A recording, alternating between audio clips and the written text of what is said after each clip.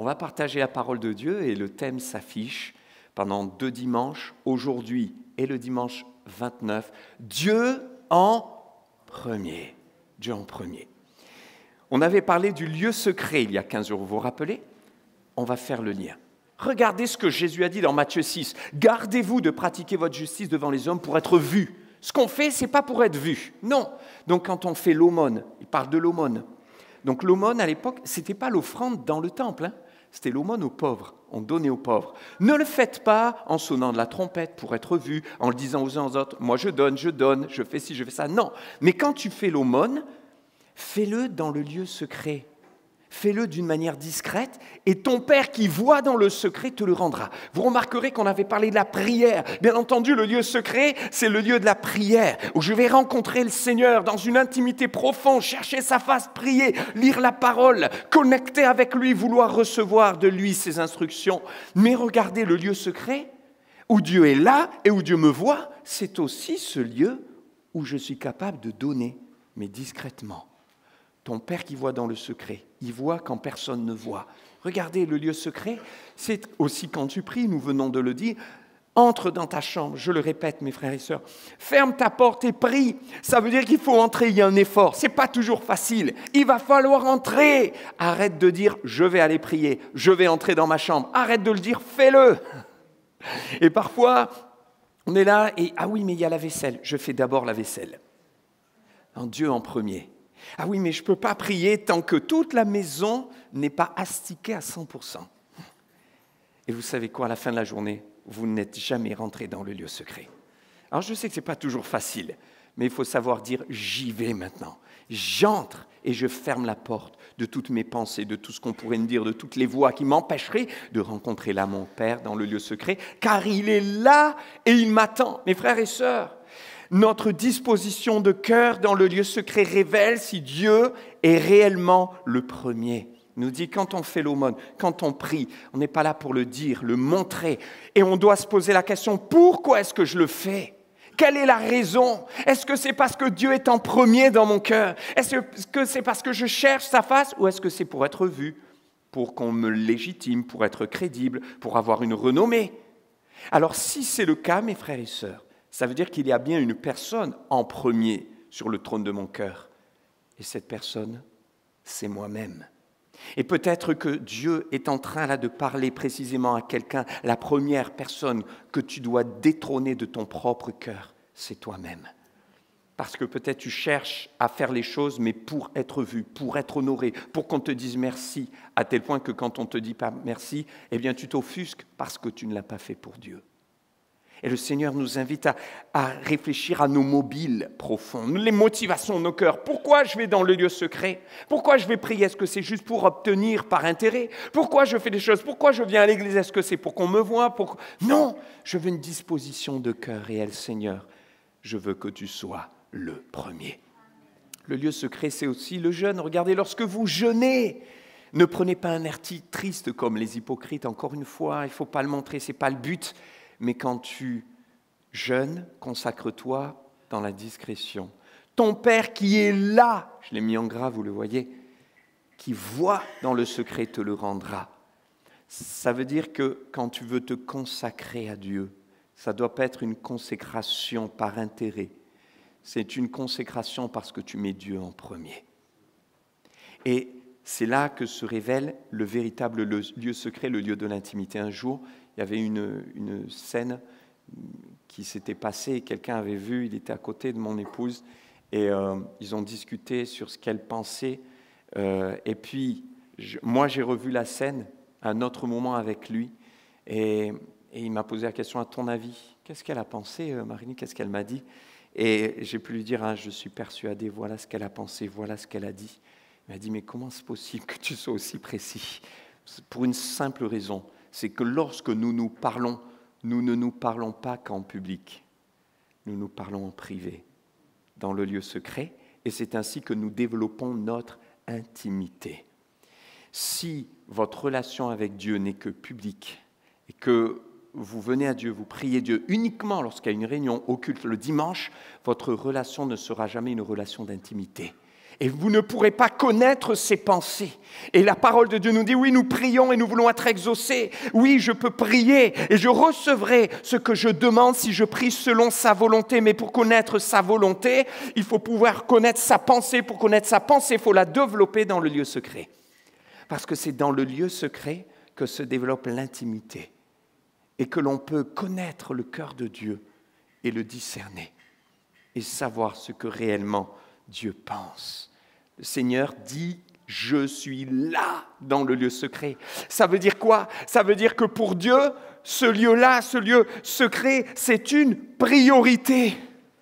Est-ce que c'est aussi ma priorité d'aller à la rencontre de Dieu pour le connaître dans un lieu secret, dans une intimité, une connexion avec lui? Vous avez vu, quand tu fais l'aumône, il est question de don, il est question de générosité. C'est vraiment l'amour en action. Parce que 1 Corinthiens 13 nous montre que l'amour, ce n'est pas des sentiments vagues, ce n'est pas de l'émotionnel vague ou de l'affectif comme ça abstrait, mais l'apôtre Paul dit bien, l'amour, il est en action, il se montre, il se démontre, il se révèle. Il est patient, ce sont des actions là. Il est plein de bonté, il ne se vante pas, il ne s'enorgueillit pas.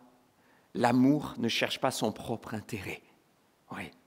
Et le Seigneur nous invite, mes frères et sœurs, à réaliser que lorsque nous le mettons en premier, cet amour va nous amener à donner. C'est l'aumône. Lorsque nous le mettons en premier, le jeûne, cet amour va nous amener à nous consacrer. Vous voyez, le jeûne, ok, mais je ne suis pas en train de vous dire, c'est une obligation, vous devez jeûner 45 jours ou autre. Non, je suis en train de vous dire, le jeûne est la marque, lorsque nous le faisons avec cœur, en vérité, en profondeur, dans le secret, d'une consécration. Seigneur, je veux prendre du temps pour toi. Ma consécration à Dieu révèle si Dieu est véritablement en premier. Et le fait aussi d'aller dans le lieu secret. Vous savez, il nous est dit souvent, lorsqu'on voit le roi David qui allait dans ses campagnes guerrières, alors que ce n'était pas évident, eh bien, il consultait Dieu le matin très tôt. Dois-je y aller ou pas? Je ferai ta volonté. Il voulait dépendre de Dieu. Et bien souvent, on a cette expression qui revient X fois, David se leva de bon matin. Expression que l'on retrouve avec Jésus. Ses disciples cherchaient, où est-il? Il s'était levé de très tôt le matin, très bon matin, de bon matin, pour aller dans le lieu secret et dire, dans ma journée, Dieu sera en premier. La première personne à qui je parle, c'est lui. La première personne à qui je me confie, c'est lui. La première personne et je remercie, c'est lui. Ce que tu fais en secret révèle ce que tu mets en premier. Que faites-vous en secret que personne ne voit? Et vous dites, c'est bon, personne ne me voit. Erreur, Dieu vous voit. Et parfois, ce que l'on fait en secret, que fais-tu, que faisons-nous? Parfois, c'est toujours le téléphone. Ah, qu'on ne me voit pas. Je reviens sur le téléphone, juste un peu. Téléphone. Oui, je vous assure, il y en a même qui vont aux toilettes avec le téléphone. Non, vous ne me croyez pas. Et je vous assure, c'est vrai. Mais oui, c'est vrai, vous me croyez pas. Ça devient un doudou, téléphone. On l'emmène partout. Mais ce que tu fais en secret révèle ce que tu mets en premier. Et quand on fait les choses pour Dieu sans vouloir être vu, qu'on cherche à dépendre de lui dans le secret, c'est une preuve que Dieu est en premier. Je vais au travail. Seigneur, conduis-moi dans cette journée. Je suis dans la voiture, j'ai des décisions à prendre. Je veux dépendre de toi. Que veux-tu de moi? On le met en premier. On a une situation difficile. Première chose que l'on fait, on demande à Dieu. On le met en premier. Seigneur, montre-moi, guide-moi. On est avec sa famille et il y a des pleurs, il y a le deuil. Mais on crie à Dieu, Seigneur, console-nous. On le met en premier parce qu'on veut dépendre de lui. On ne le fait pas pour les autres, mais on le fait parce qu'il est en premier. Ce que tu fais en secret révèle ce que tu mets en premier. Et le lieu secret ouvre les portes d'un autre lieu secret. Ah bon? Oui, oui. Le lieu secret ouvre les portes du royaume des cieux. Le vrai lieu secret dont on vient de parler là. Le royaume des cieux. C'est quoi le royaume des cieux?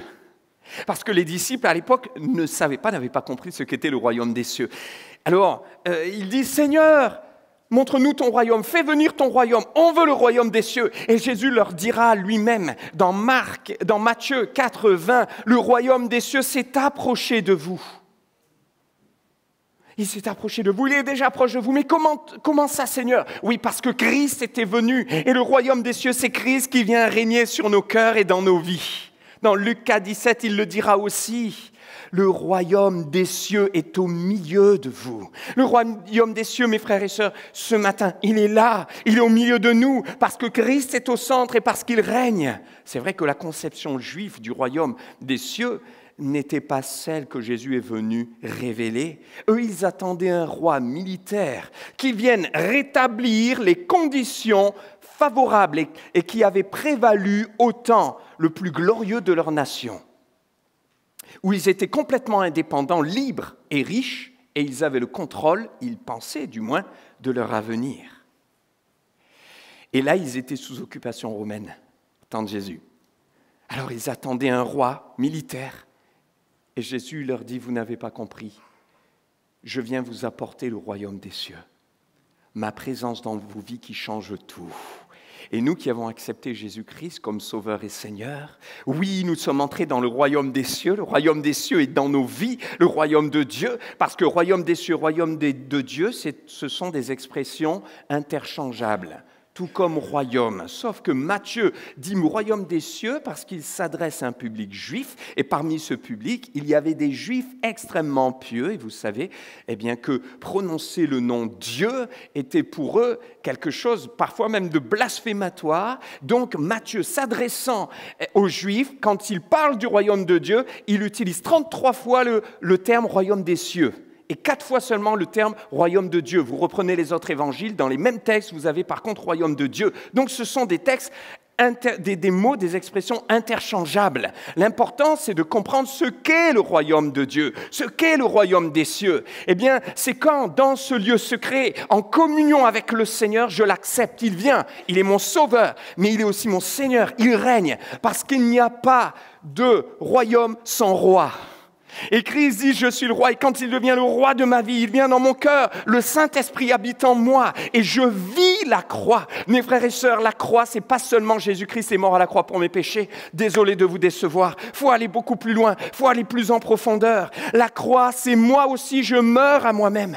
Il y a trop de gens qui disent, Seigneur, tu es mort à la croix pour mes péchés, ils repartent comme ils sont. Tu dois toi aussi mourir, tu dois accepter que quand tu as donné ta vie à Christ, ton vieil homme est mort à la croix. Et si la chair revient, elle doit être crucifiée. Je suis crucifié avec Christ des épaules, ressuscité avec Christ, et le Saint-Esprit vit en moi. Et quand le Saint-Esprit vit en toi, alors c'est la puissance de Dieu, la puissance du royaume de Dieu en toi.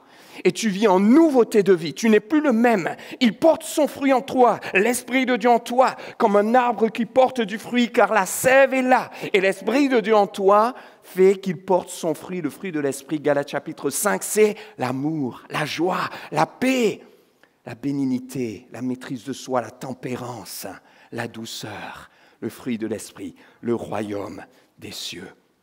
C'est le thème principal, mes frères et sœurs, de l'enseignement de Jésus-Christ. 47 paraboles dans la Bible, plus de 20 utilisent ce terme précis, royaume des cieux ou royaume de Dieu, et plus de la moitié de toutes les paraboles d'enseignement de Jésus nous parlent du royaume des cieux. Vous connaissez ces paraboles, la parabole du semeur, la parabole du blé de l'ivraie. Le royaume des cieux est semblable à, oui ou non? Alors, ce que Dieu demande en premier, ce qui est prioritaire pour lui, ce qui est important pour lui, c'est le royaume des cieux. Quand il dit, quand tu pries dans le lieu secret, ton Père qui est là te le rendra, te voit, ça veut dire que Dieu vient là. Pourquoi est-ce que, Seigneur, tu viens là? Parce que c'est important, mes frères et sœurs. C'est une priorité pour Dieu, le royaume des cieux. C'est une priorité pour Dieu que l'on cherche le royaume des cieux. Il se tient là. Le grand roi ne se déplace pas pour rien, il se déplace quand c'est important. Et il nous dit quoi? Il nous dit, ne vous inquiétez de rien, ne vous inquiétez pas pour le manger, le boire, le vêtement, etc. Le Seigneur ne dit pas qu'on n'en a pas besoin. Il dit, votre Père sait que vous en avez besoin. Mais il dit, ne vous en inquiétez pas, ce n'est pas la même chose. Il ne dit pas, ne faites pas de recherche de logement, ne travaillez pas. Au contraire, tout ce que ta main trouve à faire avec ta force, fais-le. Mais dans tous les domaines, travaille, pour faire des travaux, travaille au boulot et sois irréprochable. Travaille pour nettoyer ta maison, pour ton jardin, que ce soit un témoignage pour les autres. Travaille d'arrache-pied avec persévérance et la force du Seigneur. Mais ne t'inquiète pas, fais-le sans inquiétude, en étant confiant dans le Seigneur. Moi, ce que je te demande de chercher, ce n'est pas ces choses-là, mais c'est de chercher, premièrement, le royaume et la justice de Dieu. Et tout le reste, tout ce dont tu as besoin, Dieu te le donnera. Mes frères et sœurs, cherchons le roi. Chercher le royaume des cieux, c'est d'abord chercher le roi. Il n'y a pas de royaume sans roi. Et le Seigneur nous invite à le chercher. Nous avons des besoins. Le Seigneur sait et il répondra. Mais il nous dit, la priorité, c'est que tu me cherches. Ésaïe 55, 6. Cherchez l'Éternel pendant qu'il se trouve, tandis qu'il est prêt, invoquez-le, cherchez-le. Il se trouve, aujourd'hui le Seigneur est là. Il va revenir, mais il est encore là, la porte de la grâce ouverte. Alors c'est le temps de le chercher. Est-ce que nous cherchons Dieu réellement? C'est ça la vraie question. On est tellement pris par nos occupations, nos préoccupations. Et Dieu nous rappelle, il rappelle nos cœurs. Cherche-moi, je t'attends. Jérémie 29, 13. Vous me chercherez et vous me trouverez. Bonne nouvelle. Oui, mais si vous me cherchez de tout votre cœur. Cherche le Seigneur. Amos 5, 4, 5, 6. Le prophète dira de la part de Dieu, cherchez-moi et vous vivrez. L'homme cherche à vivre. L'homme cherche à avoir la paix. Tu veux avoir la paix, tu veux vivre réellement parce que tu es mort spirituellement, tu es mort moralement, tu veux retrouver la vie. Cherche Dieu, cherchez-moi et vous me trouverez, cherchez-moi et vous vivrez. 1 Chronique 16, 11, David dira, d'ailleurs il le relaiera dans un psaume qu'il va lui-même composer, ayez constamment recours à l'Éternel, cherchez continuellement sa face. Cherchez premièrement Dieu en premier. Je vais au travail, je vais dans la famille, j'ai mes voisins, je cherche continuellement sa face. Seigneur, qu'est-ce que tu en penses? Qu'est-ce que tu veux? Je veux dépendre de toi. Dieu en premier. Cherchez continuellement sa face. Vous savez, on peut se leurrer et croire qu'on cherche Dieu alors qu'on ne cherche pas Dieu. Jean chapitre 1, verset 38. Les disciples sont là, ils le suivent. Jésus leur dit, que cherchez-vous? On dit, on cherche où est-ce que tu demeures. Est-ce que c'était important? Mes frères et sœurs, il fallait qu'ils cherchent le Seigneur. Et parfois, on est là, on cherche des choses, on est dans les débats théologiques. Mais non, je ne suis pas d'accord avec toi. Arrêtez, cherchez Dieu, mes frères et sœurs. Arrêtez de chercher à avoir raison. Arrêtez de chercher à vous battre les uns les autres sur des avis, des opinions. Cherchez Dieu, c'est ce que le Seigneur disait. Et dans Galates 5, verset 4, Paul le dira à ces hommes qui cherchaient dans le domaine religieux. Vous voyez, on peut croire et se mentir à soi-même en pensant qu'on est en train de chercher Dieu, parce qu'on est autour des choses de Dieu, on lit la Bible, etc. Et Paul dira, vous êtes séparés de Christ, vous tous qui cherchez la justification par la loi. Ils cherchaient, ils voulaient être justifiés, mais par leur loi. Ils voulaient remettre les préceptes d'une religion, recréer une religion, une doctrine. On doit faire ci, on doit faire ça pour plaire à Dieu, etc. Non, c'est la grâce de Dieu qui nous sauve, on l'a chanté. C'est la grâce. Et ils cherchaient à le faire, ils cherchaient à se combattre, etc. C'était une fausse doctrine qui est rentrée, grandie dans l'Église. Et Paul a dû recadrer tout ça en disant, mais arrêtez, mes frères et sœurs, cherchons le roi. Ne cherchons pas à créer une nouvelle religion, une nouvelle doctrine, à mettre un joug sur l'un sur l'autre. Je ne suis pas d'accord, je dois faire ci, faire là. Cherchons Dieu. Cherchons premièrement le royaume et la justice de Dieu et tout le reste nous seront donnés. Dieu nous parle d'identité, mes frères et sœurs. Ton identité se voit dans tes priorités. Jésus dit dans ce texte, le manger, le boire, le vêtement. D'accord, vous en avez besoin, mais ne vous en inquiétez pas, ne le recherchez pas. Moi, je suis là, je nourris les oiseaux. Qui est-ce qui recherche ces choses-là? Lisez, ce sont les païens, les non-croyants. Vous êtes quoi, mes frères et sœurs? Vous êtes des croyants? Vous êtes des enfants de Dieu? Si on est enfant de Dieu, est-ce qu'on doit le chercher? On doit chercher qui? Chercher Dieu, pas chercher ces choses. Vous voyez, notre identité se voit dans nos priorités. Si je recherche en permanence à avoir plus d'argent, avoir un meilleur grade dans mon travail, c'est ma recherche première. Cela prouve qu'il y a un problème dans mon identité. Un enfant de Dieu, il se voit parce qu'il cherche Dieu d'abord. Un enfant de Christ, un ressuscité, il se remarque parce qu'il cherche la volonté de Dieu d'abord, parce qu'il cherche à dépendre de Dieu d'abord, parce qu'il cherche à suivre le Seigneur d'abord. Et ça, c'est la marque de son identité. Les autres le verront et ce sera un témoignage. La lumière du monde, celle de la terre. Cherchez le roi. On décompose ce verset d'une manière simple que vous chantez, que vous connaissez. Cherchez premièrement le royaume et la justice de Dieu et tout le reste vous sera donné. Cherchez premièrement. Pas en deuxième. Dieu ne dit pas simplement chercher, mais chercher en premier. Et on doit se poser la question, quelles sont mes priorités?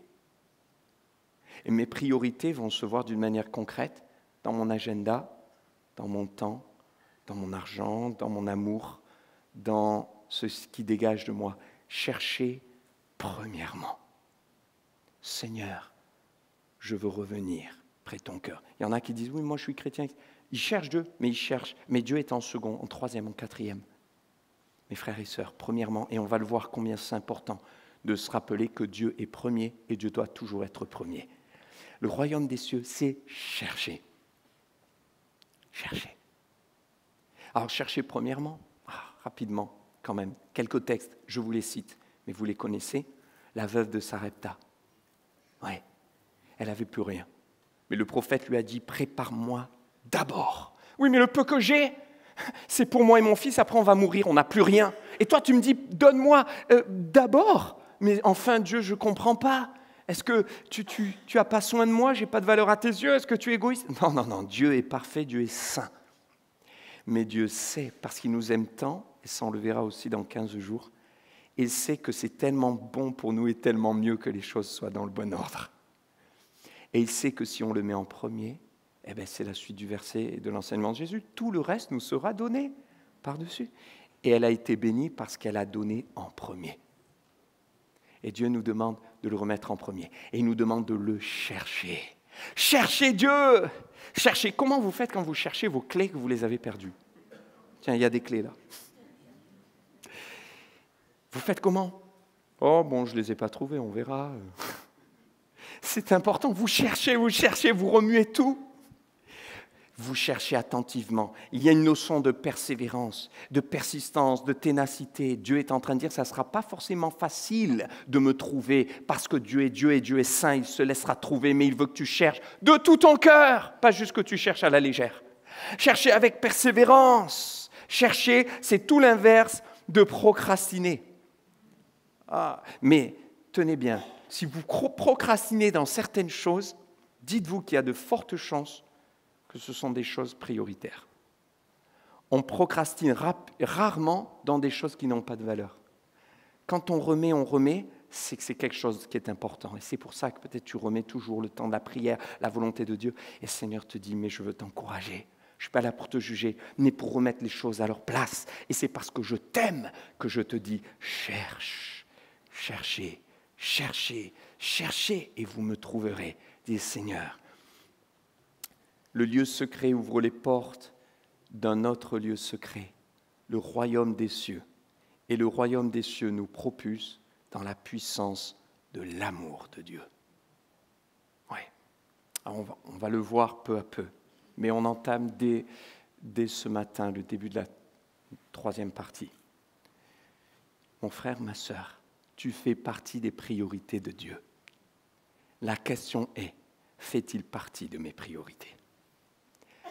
Et quelqu'un dira, mais moi je fais partie des priorités de Dieu? Comment ça, avec ce que j'ai vécu, avec ce qui est si difficile dans ma vie, avec ce qui se passe, je ne sais pas s'il pense à moi. Tu fais partie des priorités de Dieu. Nous faisons partie des priorités de Dieu, car Dieu nous a tellement aimés qu'il a envoyé Jésus-Christ. Il pensait à toi, il voulait te sauver, parce que tu étais sa priorité. Vous savez quoi? Dieu n'a pas besoin de nous. Dieu n'a pas besoin de nous pour vivre, Dieu n'a pas besoin de nous pour respirer. Il le dira d'ailleurs, si j'avais faim, je ne te le dirais même pas. Dieu est tout-puissant, il est souverain, il n'a pas besoin de toi, mais c'est par amour qu'il vient te sauver, qu'il vient nous sauver, qu'il veut se servir de nous. Et il est là pour dire, est-ce que je suis ta priorité? Genèse chapitre 4, versets 2 à 8, Abel et Caïn. Oui, Adam et Ève ont eu Abel et Caïn.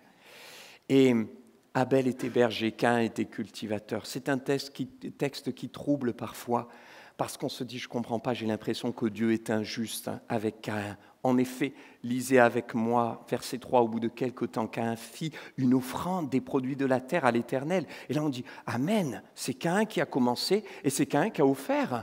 Et de son côté, Abel en fit une des premiers-nés de son troupeau et de leur graisse. L'Éternel porta un regard favorable sur Abel et sur son offrande, mais pas sur Caïn et sur son offrande. Et Caïn fut très irrité. Il arbora un air sombre et l'Éternel dit à Caïn, « Pourquoi es-tu irrité? Pourquoi arbores-tu un air sombre? Certainement, si tu agis bien, tu te relèveras. Si en revanche tu agis mal, le péché est couché à ta porte et ses désirs se portent vers toi. » Mais c'est à toi de dominer sur lui. Cependant, Caïn dit à son frère Abel, allons dans les champs. Et alors qu'ils étaient dans les champs, il se jeta sur lui et le tua. Comme quoi on a toujours un choix, une liberté, une décision à prendre quand Dieu nous dit domine sur le péché. Et vous allez me dire pourquoi ce texte? Regardez. Souvent on a entendu, oui, pourquoi Dieu a-t-il agréé l'offrande d'Abel? C'est parce que Abel, c'était un animal, c'était un agneau, l'agneau qui représente Jésus-Christ. Écoutez-moi, moi je veux mettre l'accent sur autre chose, mes frères et sœurs. Pourquoi? Parce que dans Lévitique chapitre 2, il nous est dit que Dieu lui-même avait demandé aux sacrificateurs, faites-moi des offrandes, des fruits de la terre. Ça veut dire que Dieu agrée les offrandes des fruits de la terre et que Dieu est désireux de ça. Et c'est ce que Caïn a fait. La différence, c'est que de son côté, donc ça veut dire qu'il y a une marque, et littéralement en hébreu, il y a un changement. Caïn fit l'offrande des fruits de la terre, mais de son côté, il y a une différence avec Abel, différence de mentalité, différence de cœur, différence d'état d'esprit, différence de consécration et d'offrande, parce que Abel a fait une offrande d'un agneau, mais pas que d'un agneau, des premiers-nés de son troupeau. La différence, c'est que Abel a donné le premier-né et que Caïn n'avait donné que les fruits et non ce qu'on retrouve dans Lévitique 2, que Dieu avait demandé ensuite dans la loi, les prémices, premiers fruits. Caïn, en fait, a offert son reste de fruits. Abel a offert son best. Qu'est-ce que tu veux offrir à Dieu? Parce qu'à l'époque, vous savez, ils étaient agriculteurs. Donc, offrir ses prémices, c'est quelque chose. C'est une marque de foi et de confiance. Parce que la pluie a donné, le soleil est venu, on a une bonne récolte et on donne les prémices à Dieu. Mais on ne sait pas ce qui va tomber demain. On ne connaît pas la pluie le lendemain et la météo dans une semaine, surtout qu'il n'y avait pas Météo France et International. Donc, il fallait la foi de donner les prémices. Alors Caïn n'a pas eu cette confiance. Lui, il a donné, mais en fait, il a attendu la fin du mois et il a donné ce qui restait. Il a donné les fruits de la terre, mais en fait, il a donné son reste. Abel, dès le premier-né, il l'a pris. Il ne savait pas s'il y allait avoir encore une belle portée. Tant pis, quel que soit ce qui se passe, je donne mon best à Dieu. Je vais inviter l'équipe de louange à venir. Mes frères et sœurs, lorsque l'on remet les priorités à leur place, Dieu nous aide à tout faire aussi. Je sais que vous êtes tous très pris dans vos vies, mais c'est un mauvais calcul de dire « je dois faire la vaisselle, le ménage, les papiers, l'administratif, mon travail, et après, j'irai voir Dieu ». C'est un mauvais calcul. Je vous ai déjà donné cette illustration, je vous la redonne pour conclure. Un jour, il y a un homme, un enseignant, qui avait sa classe et pour le premier cours, il voulait leur donner un enseignement qui allait les aider dans toute l'année, dans toute la méthodologie. Alors il arrive avec un grand seau et il remplit ce seau d'énormes pierres, voilà, c'est un grand seau, et il leur montre en disant « est-ce que ce seau est plein ?» Et tous ont dit « oui, il est plein !» Il ne dit rien, il ramasse du gravier et il continue à combler les trous et il leur dit « est-ce qu'il est maintenant plein ?» Alors, il ne savait plus trop quoi répondre. Il ne dit rien, il prend du sable et avec le sable, il comble encore les trous et il leur demande est-ce qu'il est plein. Et là, silence général, il prend de l'eau et il remplit dans le seau. Et il dit, voyez, quelle est la leçon? Quelqu'un va dire, monsieur, je sais, il faut toujours remplir notre agenda. On a toujours la place de tout faire. Et il dit non. La leçon, c'est que pour arriver à tout mettre, il fallait commencer par les grosses pierres. Mes frères et sœurs, si vous mettez Dieu en premier, il vous bénira au-delà et il vous aidera pour tout le reste. S'il avait mis l'eau, le sable en premier, il n'y aurait plus de place pour les grosses pierres. Et c'est ce qu'on fait parfois dans nos vies. Et le Seigneur, dans son amour, vous savez ce qu'il nous dit? Il nous dit, c'est ma grâce qui va vous aider. Pourquoi? Je reviens au début où il dit, ton Père qui est là dans le secret, te voit, mais aussi il te le rendra. Dieu veut nous rendre, Dieu veut nous bénir. Ça, c'est extraordinaire. C'est sa grâce. Et il dit, mais moi, j'ai des tonnes et des tonnes de litres de grâce et de bénédiction. Mais le problème, c'est qu'ils ne me mettent pas en premier. Je ne peux pas les bénir. Et quelqu'un va dire, Dieu peut tout. Écoutez-moi, je vais peut-être vous choquer. Dieu ne peut pas tout. Oula, qu'est-ce qu'il a dit le pasteur? Dieu ne peut pas mentir. Dieu ne peut pas pécher. Dieu ne peut pas se repentir à votre place. Dieu ne peut pas se renier. Parce que Dieu est fidèle à sa nature. Et Dieu est saint. On a chanté, tu es saint. Parfois on dit saint, les gens pensent que c'est uniquement sur l'aspect moral de la pureté. Non, non. Bien sûr, il y a cet aspect-là. Dieu est pur, mais Dieu est saint. Ça veut dire qu'il est hors de nous. Il est différent de nous. Il n'est pas comme nous. Il y a des choses que Dieu ne peut pas faire. Il ne peut pas mentir, il ne peut pas pécher, il est parfait, il est saint. Et il ne peut pas être le deuxième. Parce qu'il est le premier.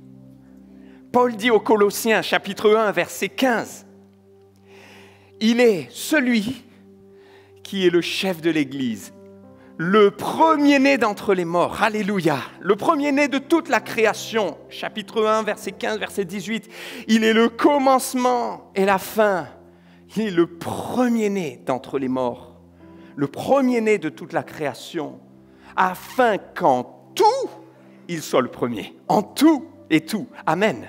Est-ce que vous êtes prêts, mes frères et sœurs, à dire, Seigneur, je veux te remettre en premier, je veux que tu sois en premier parce que tu es le premier. Dieu ne peut pas accepter une offrande où il n'est pas le premier. Me voici, Caïn t'a donné le reste. Peut-être que, mes frères et sœurs, en nous, la vérité, c'est qu'il y a à la fois ce Caïn, cet Abel. Et que parfois tu as été Caïn, et tu as offert ton reste. Mais qu'aujourd'hui, tu es prêt à te consacrer pour dire, Seigneur, je vais être Abel et t'offrir mon best. On peut se lever à notre place. On va terminer en reprenant ce chant. Tout est grâce. Dieu a des tonnes de grâce à nous donner, mais ça commence par lui redonner la place qui lui est due, au centre de notre cœur, de notre vie, sur le trône, en premier. Cherchez premièrement le royaume et la justice de Dieu. Et tout le reste vous sera donné. Sa grâce infinie nous a sauvés. Mes chaînes sont tombées. Alléluia. Mon Dieu, mon Sauveur m'a racheté. Merci Seigneur pour ton amour. Alléluia.